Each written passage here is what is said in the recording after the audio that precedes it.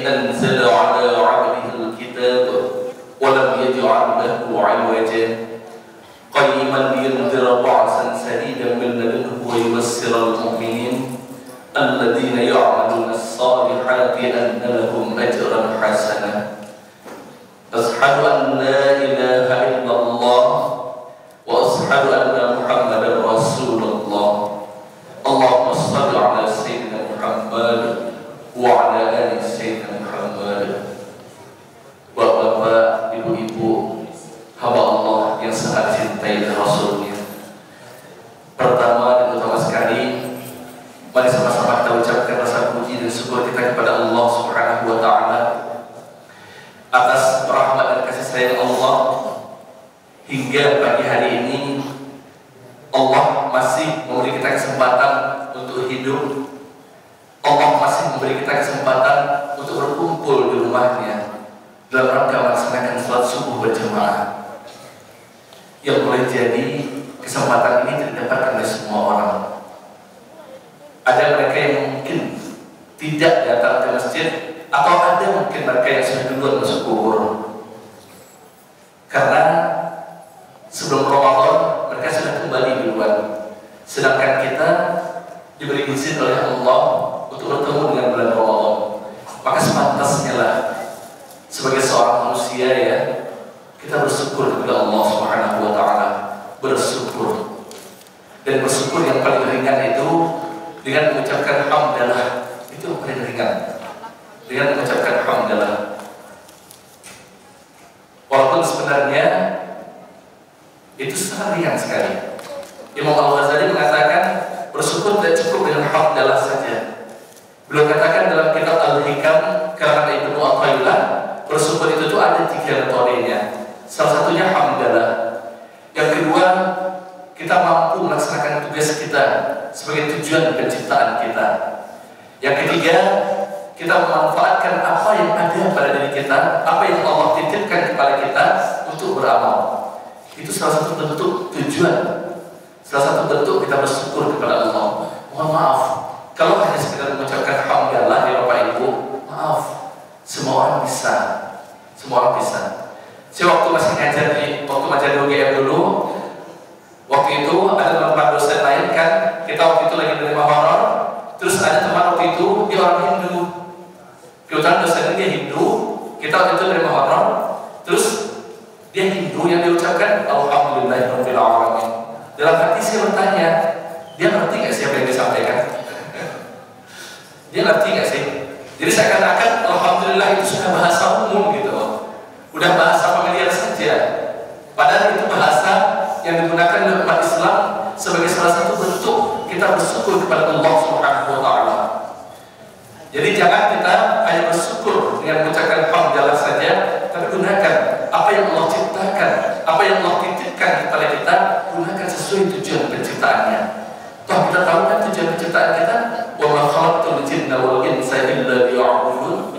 Allah tidak ciptakan jin dan manusia itu kecuali untuk beribadah, beramal, sujud, beribadah kepada Allah. Itu tujuannya. Jadi Allah titipkan tubuh kita dari ujung rambut sampai kaki, harta dan segala macam, itu tujuannya untuk beribadah kepada Allah. Baik itu bentuk ibadahnya mahdhah atau ibadah ghairul mahdhah. Salawat dan salam tak bosan-bosannya mari sama-sama kita sampaikan kepada Allah. Semoga semisal pahala yang dikirimkan untuk junjungan umat sedunia, yakni baginda Nabi besar Muhammad Rasulullah sallallahu alaihi wasallam, dengan mengucapkan selawat kepada beliau, Allahumma shalli ala sayyidina Muhammad wa ala ali sayyidina Muhammad. Bapak-bapak, ibu-ibu, hamba Allah yang sangat dicintai Rasulnya. Alhamdulillah hingga hari ini Allah masih memberi kita kesempatan hidup ya. Ada mungkin yang baru mulai melaksanakan puasa hari ini, dan ada yang melaksanakan puasa ini masuk hari kedua. Dan saya tidak mempermasalahkan yang melaksanakan puasa dari kemarin, dan saya tidak mempermasalahkan yang melaksanakan puasa hari ini. Intinya kesempatan yang masih diberikan Allah kita syukuri. Mumpung kita sedang puasa, kita baru mulai akan puasa, atau ada kemarin yang baru mulai puasa, ada kemarin yang sudah mulai puasa,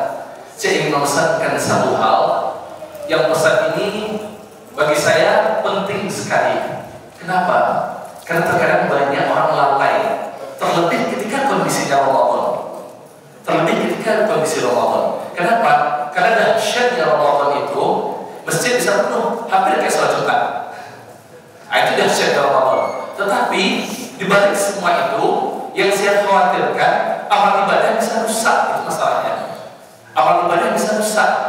Padahal masjid luar biasa penuhnya. Itulah kata Rasulullah, salah satu bentuk keberkahan Ramadan, jangankan ibadah wajib, ibadah sunnah aja tidak kita tinggalkan. Ada orang yang melaksanakan puasa, dia telah melaksanakan tarawih, merasa bersalah dia. Dia kok tarawih ya tadi? Kalau tarawih sunnah cuma kan, merasa bersalah dia.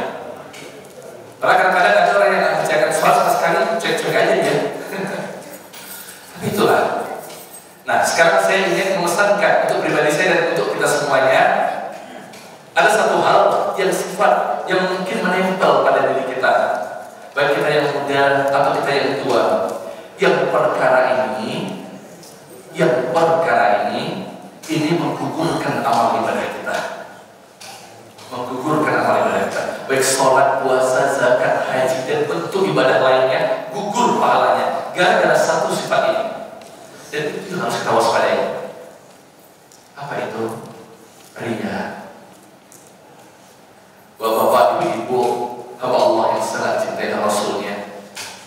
Kata Ali bin Abi Thalib radhiyallahu anhu, riya itu adalah orang yang melaksanakan ibadah kepada Allah, orang yang melaksanakan ibadah, baik dilaksanakan sholat, puasa, atau dia bersedekah, atau ibadah lainnya, atau dia pergi haji.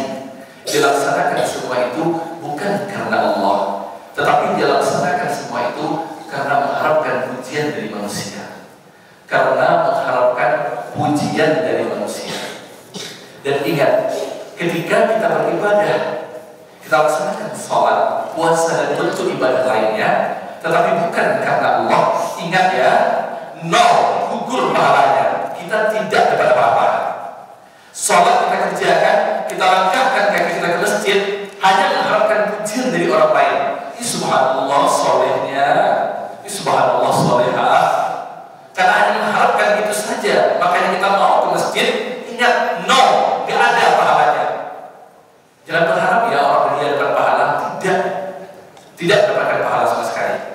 Jadi hati-hati, di bulan Ramadan ini ada terkadang orang yang karena banyaknya aktivitas ibadah kita di bulan Ramadan ini, ada mereka yang mencoba memaksakan diri, atau ada mereka yang karena mengharapkan pujian dari orang lain, mereka sengaja gitu, tunggu tetangga ada di depan rumah dulu, baru mereka lewat. Tunggu dulu orang, kalau nggak ada orang, dia malas lewat depan rumah. Nah ini parahnya. Ingat, gugur pahala kita. Pada suatu ketika Rasulullah berkumpul dengan para sahabat, lalu sahabat pun bertanya kepada Rasul, ya Rasulullah, bagaimana caranya agar kami bisa selamat hidup di atas dunia ini? Ingat ya, yang bertanya itu sahabat kepada Rasul. Kita tahu sahabat itu hidup bersama Rasul, berdampingan, beribadah bersama Rasul, berjihad bersama Rasul. Tapi pertanyaannya, ya Rasulullah, bagaimana caranya agar kami bisa selamat hidup di atas dunia ini? Rasul pun menjawab, kalau kalian ingin selamat hidup di atas dunia ini, maka jangan kalian tipu Allah, kata Rasul. Jangan kalian tipu Allah. Sahabat pun kembali bertanya, ya Rasulullah, apa maksudnya? Apa maksudnya jangan tipu Allah? Kalian laksanakan perintah Allah dan kalian tinggalkan larangannya. Kalian laksanakan apa yang aku suruh, kalian tinggalkan apa yang aku larang. Tetapi kalian lakukan semua itu bukan karena Allah, tapi kalian lakukan semua itu karena hanya mengharapkan pujian dari manusia. Hanya mengharapkan pujian dari manusia. Maka ketika kalian melakukan hal itu, kalian sudah menipu Allah. Menipu Allah. Kalian tidak melaksanakan ibadah, tidak melaksanakan ibadah karena Allah, tapi kalian melaksanakan ibadah karena manusia. Maka di saat itulah timbul kecelakaan bagi manusia. Tetapi jika kalian tidak tipu Allah, kalian laksanakan ibadah benar-benar kepada Allah, benar-benar karena Allah, dan kalian sadarkan diri kepada Allah, insya Allah kalian akan selamat hidup dunia dan akhirat. Jadi kembali kita bertanyakan kepada diri kita masing-masing, kepada pribadi saya dan kita semuanya. Coba kita muhasabah diri kita mulai dari sekarang, mumpung kita dipertemukan Allah di bulan Ramadan. Bagaimana sih kondisi ibadahku selama ini? Sudah benar atau belum? Apakah selama ini ibadahku disertai dengan Dia? Apakah selama ini aku beribadah karena mengharapkan pujian dari manusia? Coba koreksi diri kita. Lihat-lihat, bisa-bisa dari kita. Rasul berpesan kepada kita kan, hasibu anfusakum qabla an tuhasabu. Hisab-hisab dari kita sebelum Allah yang menghisabnya. Mumpung Allah masih mempertemukan kita, ada yang baru melaksanakan puasa pertama hari ini, ada yang sudah start kemarin. Mumpung masih di awal-awal puasa, coba hisab diri kita. Jangan sampai nanti ketika kita beribadah di puasa, karena banyak amal ibadah yang kita laksanakan di bulan puasa, yang itu kadang-kadang jarang kita laksanakan di luar bulan puasa. Dan satu yang spesial di bulan puasa yaitu sholat tarawih. Itu tidak ditemukan di bulan lain selain bulan puasa. Selebihnya apa? Sedekah, sholat, membaca Al-Quran. Dan kita tahu kan, Rasulullah berpesan untuk segala bentuk perbuatan itu, kata Rasulullah, Allah lipat gandakan segala amalnya, Allah lipat gandakan pahalanya. Coba periksa diri kita. Jangan sampai nanti kita bersedekah hanya karena mengharapkan pujian dari orang lain. Biasanya na'udzubillah 2000 susah kali keluar dari saku. Sekarang karena ada orang kiri kanan 5000 keluar. Dipuji itu subhanallah dermawannya. Karena puji dermawan besok malam 10.000 keluar. Puji lagi ini subhanallah dermawan banget ya Bapak tuh 5.000 sekarang 10 loh. Besok 100.000 keluar. Terus pagi pulang ke rumah ditanya sama ibu, Pak uang mana? Udah habis. Pak nggak ada lagi belanja hari ini. Betul kalinya.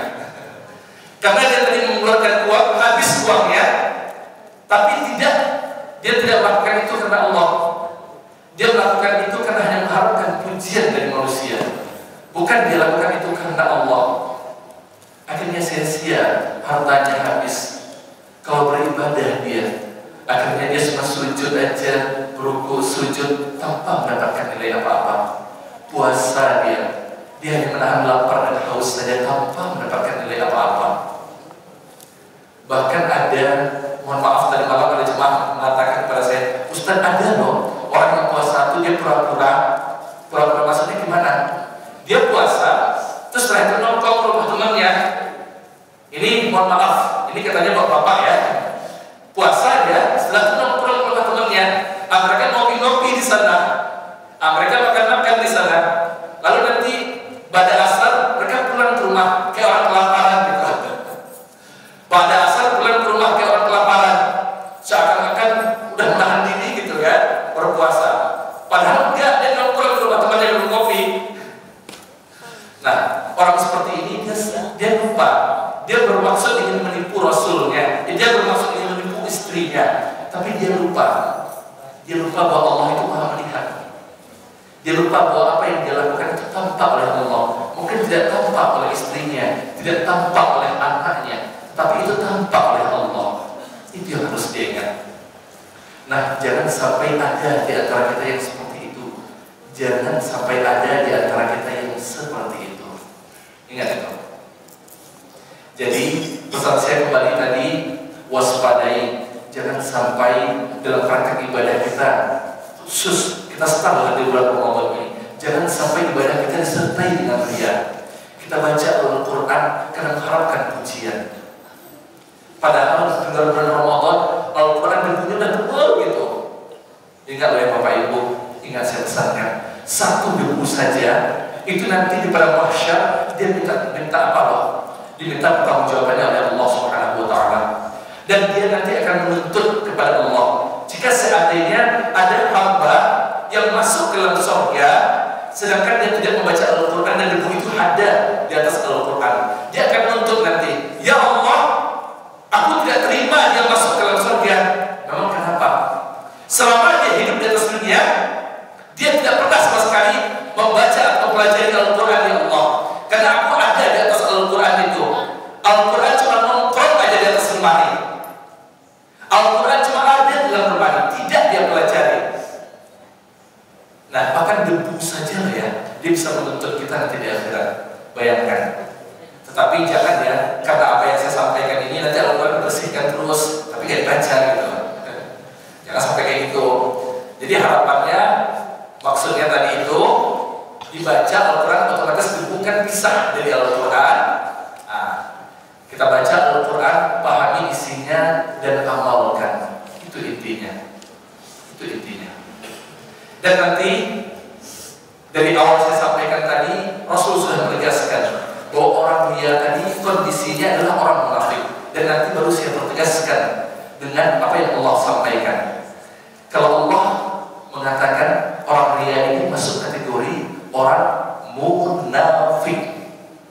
Kalau dia judulnya sudah munafik, maka rumahnya neraka nanti. Kalau sudah munafik, judulnya rumahnya neraka. Dalam Al-Quran Allah katakan, Innal munafiqina yukhadi'una Allah wa huwa khadi'ahum wa idza qamu ila as-salati qamu kusal yura'una an-nas wa la yadhkuruna Allah illa qalila. Innal munafiqina yukhadi'una Allah wa huwa khadi'ahum. Sesungguhnya orang munafik itu mereka bermaksud menipu Allah, tapi ingat Allah akan balas tipuan mereka. Wa idza qamu ila as-salati qamu kusal. Apabila mereka hendak melaksanakan sholat, apabila mereka mau melaksanakan sholat, mereka malas. Berat gitu rasanya. Berat sekali bangun dari tempat tidur. Berat sekali melangkahkan kaki ke masjid. Kenapa demikian? Yura'unan nas. Karena mereka mengharapkan pujian dari manusia. Ketika dapat mereka pujian gitu ya, mereka dipuji, subhanallah solehnya, oh semangat sekali mereka beribadah, semangat sekali beribadah. Karena hanya mengharapkan pujian saja. Tapi dia lupa waktu itu dia sudah menipu Allah dan dia sudah masuk kategori orang munafik. Dia sudah masuk kategori orang munafik. Nah, jangan sampai kita ada dalam kelompok ini. Jangan sampai. Jadi benar-benarlah laksanakan ibadah itu karena Allah, bukan karena makhluknya, bukan karena mengharapkan pujian dari manusia. Apapun bentuk ibadahnya, baik itu sholat, puasa, zakat, haji, dan bentuk ibadah lainnya. Dan satu lagi, mohon maaf, terkhusus haji. Ini mohon maaf, ini saya baca karena waktu saya di Jogja, saya sempat waktu itu ada ribut dengan seseorang gara-gara salah waktu itu. Saya menganggap udah dari saya yang salah. Kenapa? Karena waktu itu saya nggak panggilnya Pak Haji. Waktu itu saya ketika bertemu dengan beliau, saya cuma sebut nama aja langsung. Dia protes. Pak Nasr, masa cuma panggil nama aja? Saya tidak pergi haji loh Pak. Saya udah pergi haji Pak. Bapak panggil haji lah saya. Nah, bayangkan, dia ternyata pergi haji, tujuannya biar punya gelar di depan namanya dan nanti dipanggil Pak Haji. Dan ingat, orang yang ketika dia pergi ke Mekah dengan tujuan biar dia dipuji sebagai Pak Haji atau Muhajjah, ingat 0 pahala hajinya. Mau 10 kali, 20 kali ibu ke Mekah, tapi ria hanya mengharapkan pujian dari manusia, 0 pahalanya, gak dapat apa-apa. Tolonglah, jangan sampai kita beribadah dengan ria. Intinya, lakukan semua ibadah itu karena Allah Subhanahu wa Ta'ala. Lakukan ibadah itu semuanya karena Allah Subhanahu wa Ta'ala. Jangan sampai kita ria. Hindari perbuatan ria itu. Siapa sih kita? Udah seperti apa kita? Udah seperti apa kualitas iman kita? Mohon maaf, saya bertanya kepada Bapak Ibu. Jujur. Ada di sini yang menjamin dirinya akan masuk surga? Ada yang sudah bisa menjamin dirinya akan masuk surga? Ayo deh, oke, sportif ya, ngaku. Nah, sekarang saya tanya lagi, ada yang ingin mampir ke neraka? Jujur ya, nggak ada. Oke, mohon maaf Pak, waktu saya masih di Jawa dulu, ada jemaah saya waktu itu, dia ngomong, ini ibu-ibu, maaf ya Bu, bukan ibu-ibu di sini. Dia ngomong, Ustaz, orang Islam itu nanti walaupun dia masuk surga, walaupun dia masuk neraka, tapi tetap masuk surga kan? Ya, emang benar. Emang kenapa Bu? Oh berarti nggak masalah kan masuk neraka? Nah, ibu pengen masuk neraka. Itu dia senyum ibu tegang gitu. Berat hatinya gitu. Mau ngomong iya atau enggak, berat hatinya. tersenyum. Lalu saya bilang, jika ada di antara para jamaah ibu-ibu yang di sini terlintas dalam pikirannya pengen transit dulu ke neraka, maka saya sarankan habis dari sini pulang ke rumah, hidupkan kompor gas, taruh tangan 1 jam dari sapi itu. Gimana rasanya? Kalau rasanya enak banget gitu, ya udah, silakan mampir ke neraka. Kalau rasanya enak banget gitu, hidupin api yang besar gitu, taruh tangan dan sapi itu. Kalau memang enak sekali rasanya, ya silakan mampir ke neraka. Kalau mau pengen mampir. Tapi secara pribadi, saya tidak pengen mampir ke neraka. Yang saya inginkan itu adalah saya bisa masuk ke dalam surga dengan amal yang saya perbuat di atas dunia. Jadi tolong ya, pesan untuk kita semuanya, pribadi saya dan kita semuanya. Rasul kan sudah mengingatkan kita, bulan Ramadan itu pintu surga dibuka selebar-lebarnya. Pintu surga dibuka, pintu neraka ditutup, amal ibadah dilipat gandakan, setan dibelenggu. Istimewa kan? Sebenarnya dari segi keilmuan itu kan hanya itu sebenarnya bahasa pragmatik atau bahasa kias. Rasul mengatakan pintu surga dibuka pada bulan Ramadan. Kenapa? Karena pada bulan Ramadan itu banyak aktivitas ibadah yang dilakukan dan amal ibadah dilipat gandakan. Otomatis peluang untuk masuk ke dalam surga lebih besar. Dan yang jelas kita di bulan Ramadan juga lebih besar untuk mendapatkan ampunan dari Allah Subhanahu wa taala. Kalau kita menyanyiakan waktu ini, berapa ruginya kita sebagai manusia? Nah, tadi saya tanya, kita belum bisa menjamin diri kita masuk ke dalam surga. Kita belum bisa menjamin diri kita belum mau, kita tidak mau masuk ke dalam neraka. Nah, kalau gitu beribadahlah. Dan mari kita jujur, kita semuanya ingin masuk ke dalam surga kan? Beribadahlah untuk menjadi ahli surga. Jangan orang cita-cita pengen masuk surga, tapi ibadah untuk ahli neraka. Ini gak adil. Dia malas sholat zuhur ya, dilaksanakan menjelang asar, setengah jam menjelang asar. Mau dia rapel gitu, yang mau dia rapel apanya? Bukan sholatnya, tapi wudhunya. Kok telat kali sholat zuhur? Oh ini wudhu, nanti biar sekalian buat sholat asar. Padahal dia melalaikan sholat tadi kan. Dan melalaikan sholat kita tahu kan rumahnya nanti di neraka. Dan di sana lah. Dan yang jelas kita tahu kita belum ada jaminan untuk masuk ke dalam surga. Satu-satunya makhluk Allah yang baru dapat jaminan masuk ke dalam surga itu satu orang baru. Siapa itu? Rasulullah. Nabi Muhammad SAW. Baru beliau baru dapat jaminan masuk ke dalam surga. Yaitu turun surah Al-Kautsar ayat yang pertama. Inna a'tainakal kautsar. Suatu ayat ini diturunkan, beliau tersenyum sekali. Dan dalam tafsir hadis saya terjemahkan ya ayat ini bahasanya seperti ini. Muhammad SAW telah kami jadikan bagimu surga yang mengalir sungai-sungai yang indah di bawahnya dan dengan segala bentuk kenikmatannya. Masih hidup beliau sudah turun ayat surganya. Masih hidup loh, sudah turun ayat surganya. Kita siapa? Rasul bukan, Nabi bukan, sahabat bukan, tabi'in bukan, ulama bukan, ibadah malas. Cita-cita yang masuk ke dalam surga itu nggak adil, nggak fair. Kalau kita ingin masuk ke dalam surga, ya beribadah seperti ahli surga. Jangan cita-cita pengen masuk ke dalam surga, tapi beribadah untuk ahli neraka. Jadi kalau pengen niat sekali itu, pengen berkumpul nanti dengan Rasulullah dalam surga, rajin-rajinlah beribadah. Rajin-rajin beribadah.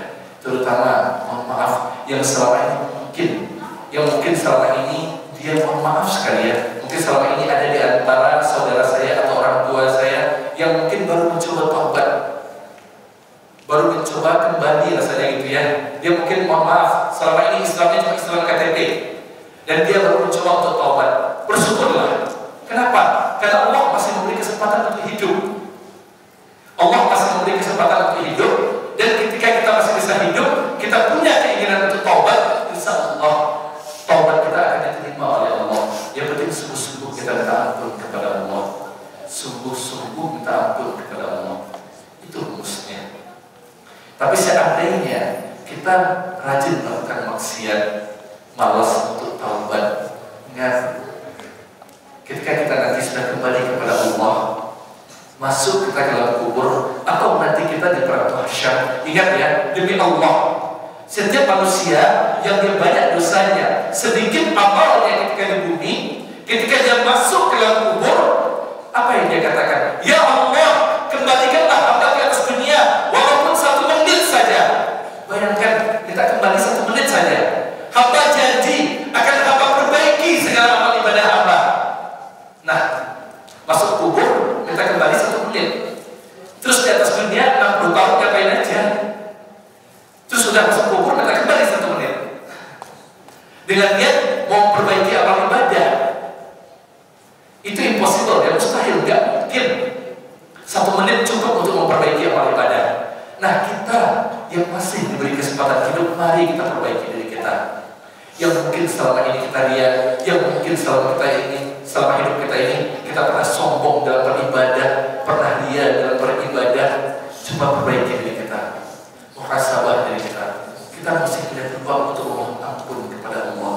Kita masih punya peluang untuk memohon ampun kepada Allah.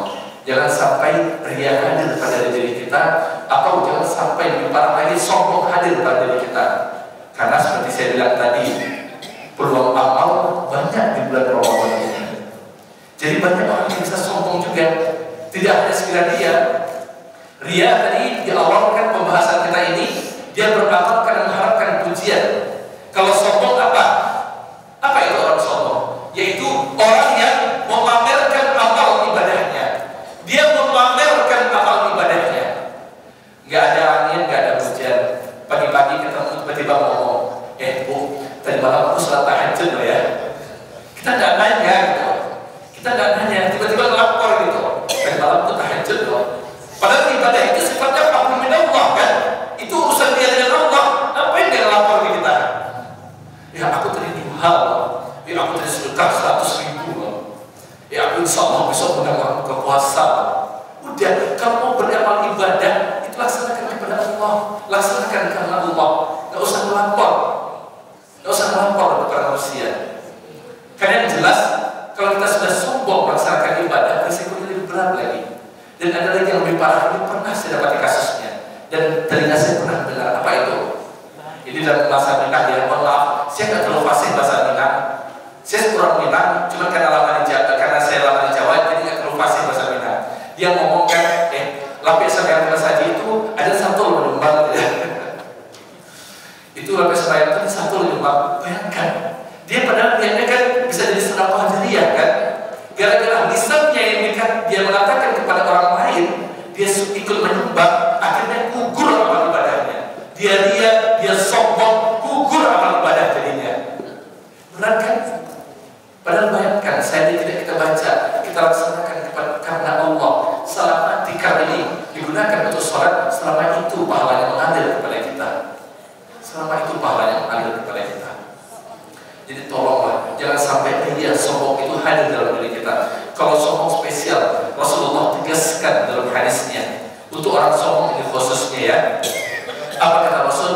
La yadkhulul jannah, tidak akan masuk surga seseorang hamba. Siapa mereka? Man kana fi qalbihi, barang siapa yang ada di dalam hatinya ini mithqalul dzarratin min kibar. Rasa sombong, walaupun rasa sombong itu hanya sebesar biji zarah. Rasa sebesar sebiji zarah, rasa sombong itu gak jadi masuk surga. Bayangkan, gak jadi masuk surga. Jadi tolonglah, mohon maaf sekali. Siapa selama ini yang merasa mungkin ada sombong dalam dirinya, selama ini mungkin sengaja dia memamerkan kekayaannya, dia sengaja memamerkan mobil mewah yang dia miliki, dia sengaja memamerkan kebaikan amal ibadahnya kepada orang lain. Tolong hilangkan itu. Tolong hilangkan itu. Kalau mau sombong kita sekarang telat. Kalah kita sama orang terdahulu. Sama siapa? Kalah kita sama Qarun. Gak ada apa-apanya. Gak ada orang sekarang yang mau sombong sama Qarun. Gak ada. Dan orang sekarang kok bisa sombong pun, mohon maaf ya, kok orang sekarang kok ada yang sombong, itu pun kalah sama orang mancing. Mohon maaf ya,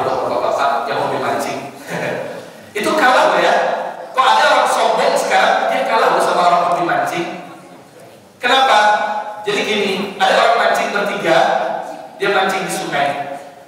Orang pertama dia mancing, terus dia bertiga mancing dia di sungai. Orang pertama ngomong, lihat ya, nanti ini aku lempar ke sungai, nanti langsung dimakan ikan ya. Betul.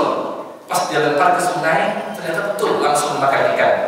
Terus orang pertama ngomong ke orang kedua, kalau kamu gimana? Orang kedua ngomong, ini umpanku ya, belum aku lempar ke sungai, ikan sudah nongol. Kalau yang tadi dilempar baru dimakan, ini belum dilempar, ikan dah nunggu duluan umpannya, lebih sombong lagi dia. Terus orang pertama dan kedua bertanya kepada orang ketiga, kalau kamu gimana? Orang ketiga ngomong, kalau aku, misalnya aku mancing hari Kamis, hari Rabu ikan datang ke rumah, ikan nanyain, Pak, Bapak mancing hari apa? Jauh lebih sombong. Gak ada, kita kalah sama tukang pancing. Gak ada. Kalau mau sombong, telat sekarang kita, telat mau sombong. Jadi tolonglah, inti kita tadi awalnya jangan sampai dia, apalagi jangan sampai melekat sifat sombong dalam diri kita. Jadi selamatkan ibadah kita minimal start mulai hari ini. Taubatlah kepada Allah, laksanakan ibadah dengan sebaik-baiknya, dan mumpung kita dihadirkan Allah di bulan Ramadan ini, laksanakan amal baik sebanyak-banyaknya. Karena boleh jadi Ramadan tahun depan kita belum diizinkan Allah untuk bertemu. Jangankan yang tahun depan, yang besok saja belum tentu diizinkan Allah untuk bertemu. Jadi mumpung hari ini kita hidup, laksanakan amal ibadah dengan sebaik-baiknya. Mungkin hanya itu yang dapat saya sampaikan.